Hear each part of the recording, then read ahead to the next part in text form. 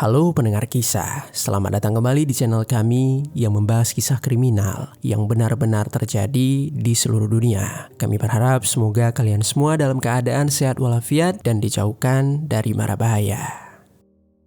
Hari Kamis sore yang sunyi di bulan Agustus tahun 2022, sebuah keluarga di Auckland, Selandia Baru membuka sebuah koper yang mereka beli dari hasil lelang gudang penyimpanan. Apapun yang mereka bayangkan saat membeli barang lelang tersebut, mereka sama sekali tidak pernah membayangkan kenyataan yang akan mereka temukan. Penemuan itu membuka tabir sebuah kisah yang melibatkan dua anak, dua negara, dan satu rahasia mengerikan yang telah tersembunyi selama hampir 4 tahun lamanya.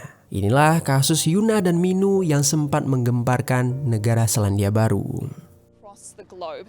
Police have now turned their attention overseas as they search for clues. Bagaimana cerita selengkapnya? Jadi beginilah kisah di baliknya. Pada tanggal 11 Agustus tahun 2022, sebuah keluarga di Auckland, Selandia Baru tengah diliputi rasa bahagia setelah memenangkan lelang sebuah unit gudang penyimpanan di Safe Store Papatutu. Gudang tersebut berlokasi tidak jauh dari Clinton Park, sebuah tempat yang terkenal di Selandia Baru.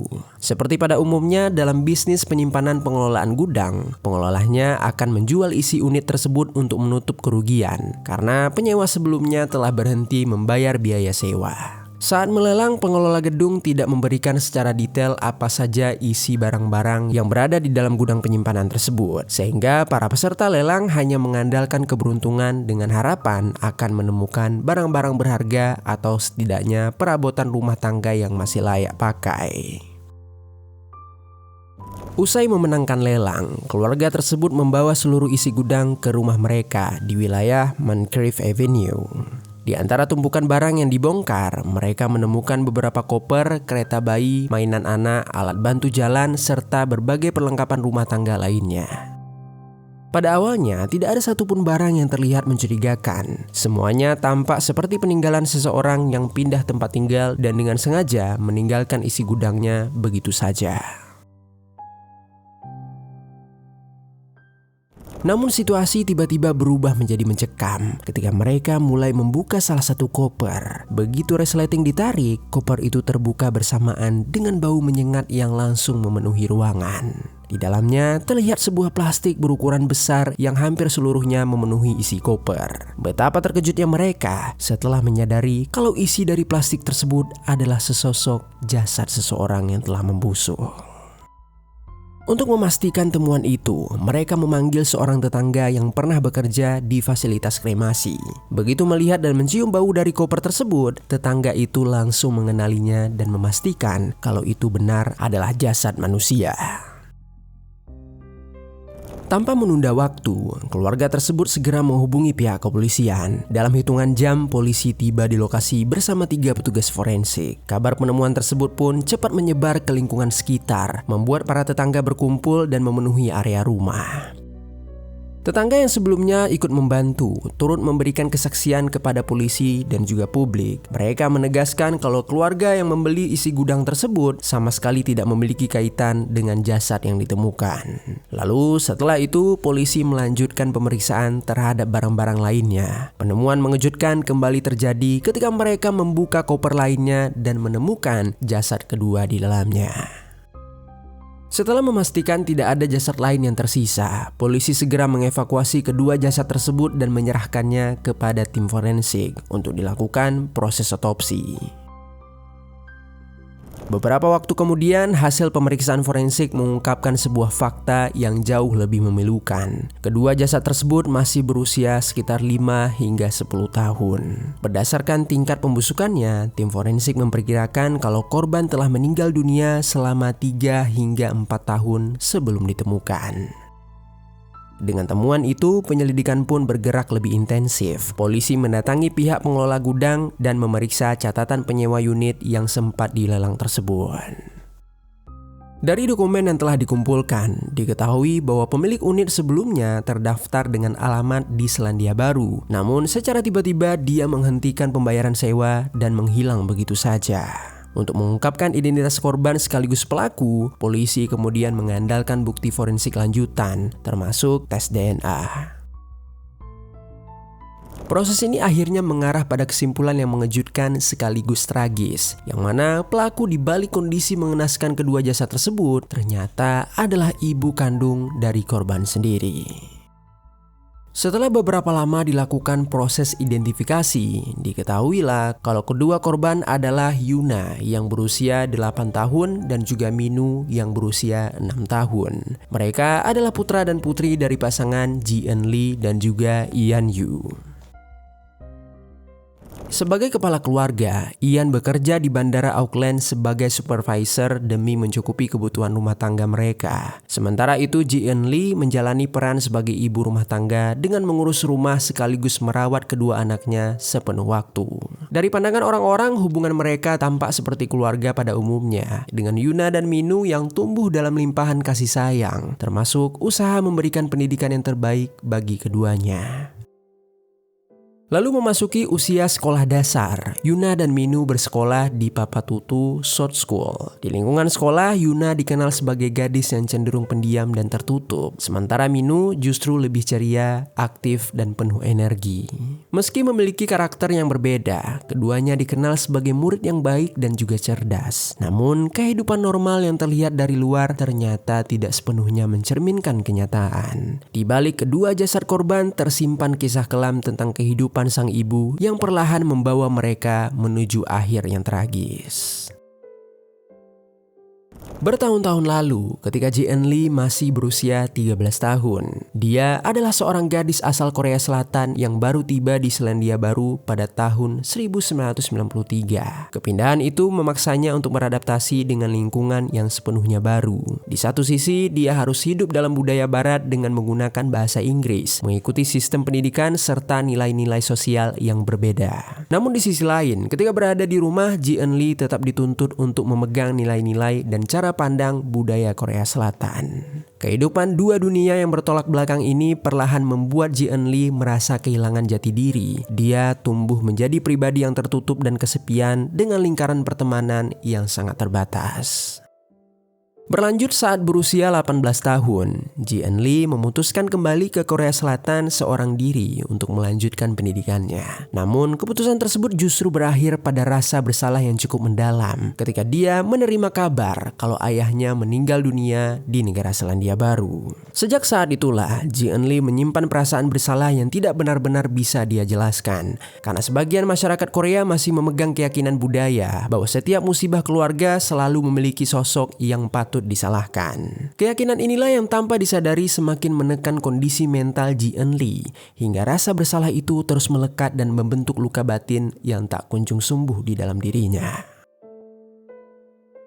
Singkat cerita, memasuki usia dewasa, Ji Eun Lee kemudian bertemu dengan Ian Yu di sebuah gereja. Hubungan mereka berkembang dengan hangat dan penuh perhatian, hingga akhirnya keduanya memutuskan untuk menikah pada tahun 2006. Pernikahan tersebut menjadi fase baru yang membahagiakan bagi Ji Eun Lee. Bersama Ian, dia membangun kehidupan rumah tangga yang dipenuhi dengan kenangan-kenangan manis yang sering mereka abadikan sebagai bentuk kenangan untuk masa depan.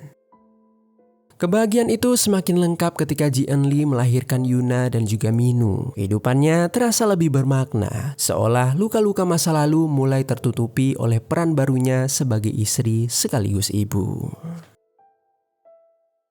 Bertahun-tahun berlalu, kebahagiaan keluarga itu seketika runtuh. Pada bulan November tahun 2017, Ian Yu sebagai suami didiagnosis menderita kanker. Penyakit kanker itu berkembang dengan sangat cepat, hingga hanya dalam hitungan bulan, Ian harus menghembuskan nafas terakhirnya.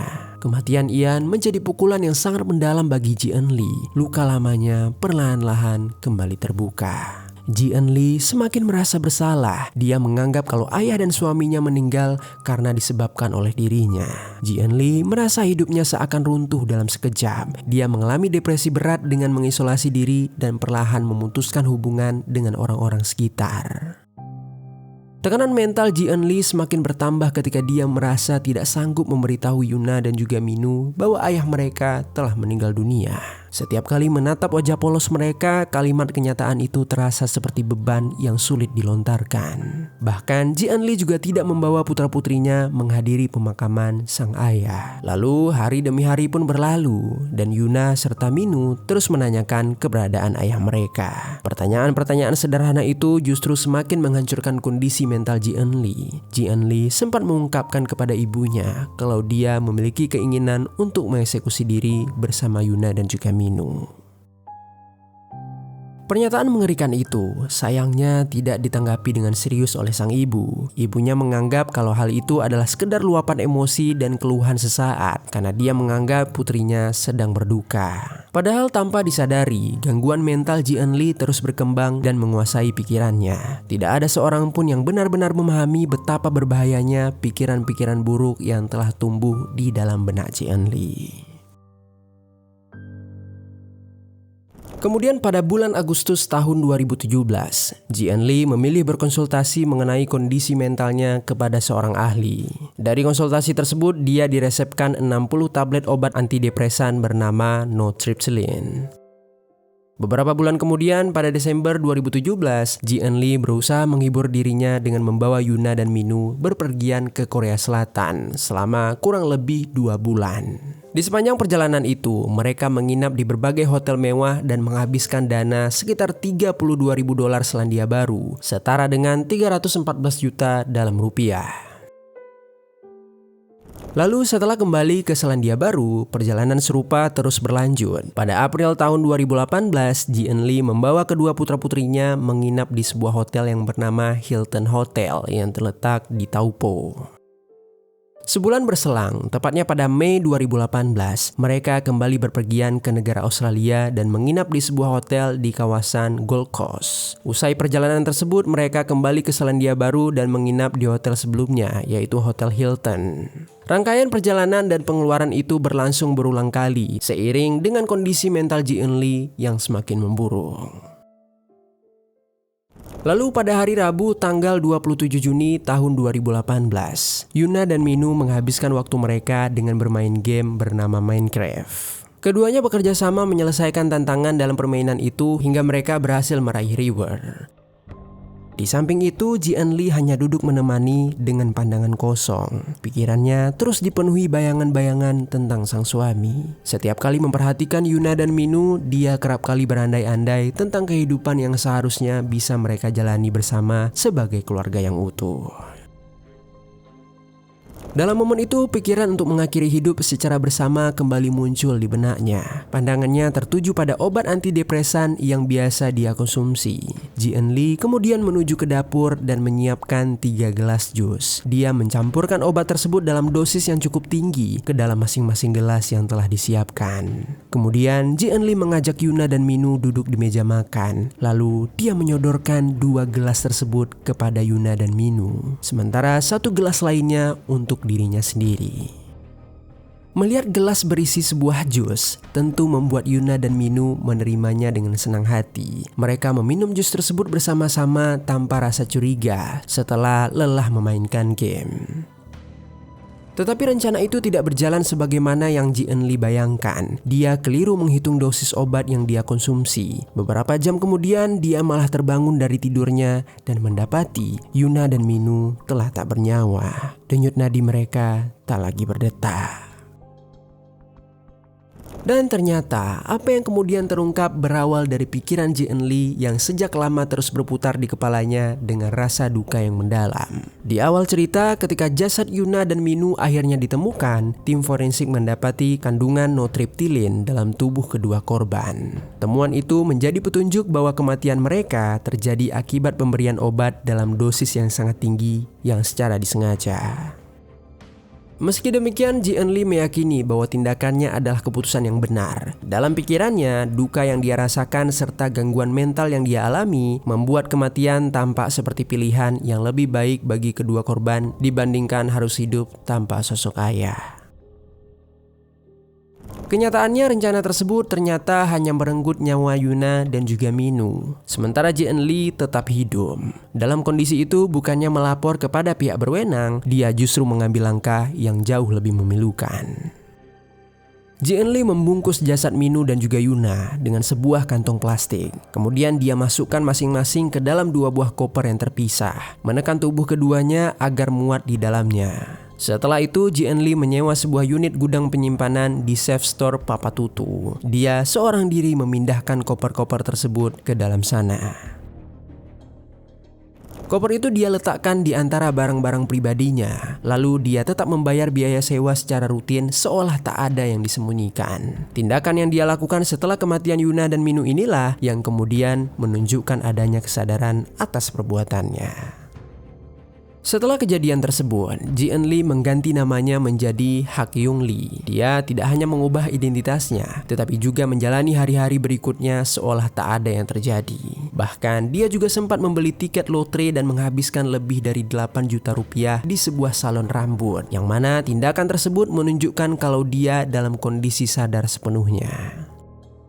Lalu pada akhir Juli 2018, dia bergegas menaiki penerbangan kelas bisnis dari kota Auckland menuju Korea Selatan. Tanpa memberikan penjelasan kepada siapapun, Hak-young Lee kembali menetap di sana. Dia meninggalkan Selandia Baru beserta kedua jasad Yuna dan juga Minu.